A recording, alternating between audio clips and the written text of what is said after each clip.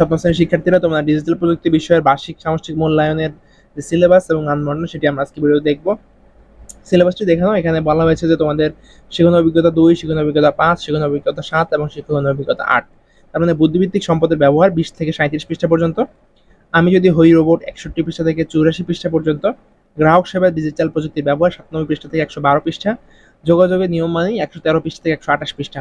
এতটুকু হচ্ছে তোমাদের সিলেবাস। আশা করছি এইটুকু তোমাদের পড়তে হবে তোমাদের বার্ষিক পরীক্ষার জন্য, আর বাইরে থেকে কোনো প্রশ্ন করা হবে না। এখন শিক্ষণকালীন মূল্যায়ন 30% এবং সামষ্টিক মূল্যায়ন 70%। শিক্ষণকালীন মূল্যায়ন যেটি তোমাদের ক্লাসে পরীক্ষা হবে, এরকম 30 নম্বরের মধ্যে ব্যবহারিক বা অ্যাসাইনমেন্ট এরকম প্রশ্নের জন্য তোমাদের 10 নম্বর দেওয়া হবে।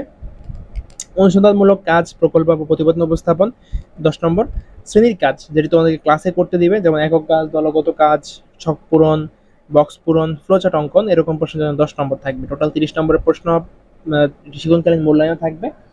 তারপর যদি আমরা আসি যে আমাদের শিক্ষণকালীন মূল্যায়ন শেষ হওয়ার পর আমাদের যে নাম্বারিং করা হবে, যেটি আমাদের বার্ষিক পরীক্ষা থাকবে, বার্ষিক পরীক্ষা 100 নম্বর হবে এবং সেই 100 নম্বরের মধ্যে যা পাবে সেটাকে আবার 70% রূপান্তর করে তোমাদেরকে মার্কিং করা হবে। শিক্ষার্থী বন্ধুরা, আমরা যদি তোমাদের বার্ষিক পরীক্ষার মানদণ্ডটি দেখি, বার্ষিক পরীক্ষা নৈবিত্তিক প্রশ্ন রয়েছে, বহুনির্বাচনী প্রশ্ন যেটি এমসিকিউ থাকবে, এরকম 15টি প্রশ্ন থাকবে, 15টির জন্য 15 নম্বর।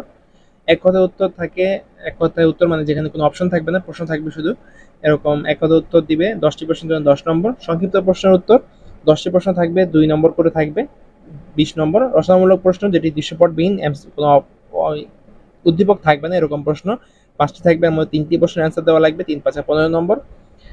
রচনামূলক প্রশ্ন দৃশ্যপট নির্ভর, যেটা কি উদ্দীপক থাকবে, এরকম 60টি প্রশ্ন থেকে 5টি প্রশ্নের অ্যান্সার দেওয়া লাগবে এবং প্রতিটির জন্য 8 নম্বর করে, 5 8 40 নম্বর। টোটাল 100 নম্বরের পরীক্ষা হবে, 3 ঘন্টা সময় দেওয়া হবে এবং এখানে তুমি যে নম্বরটি পাবে সেটিকে 70% নিয়ে এসে 30 সাথে যোগ করা হবে, শিক্ষণকালীন মূল্যায়নের সাথে যোগ করা হবে।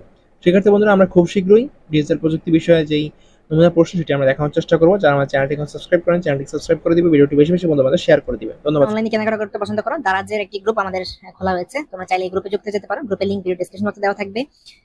তো দারাজের এই যে টেলিগ্রাম গ্রুপটি, দুটি গ্রুপ রয়েছে, একটা টেলিগ্রাম, একটা হোয়াটসঅ্যাপ, যেকোনো একটা যুক্ত হয়ে দিলে পারো।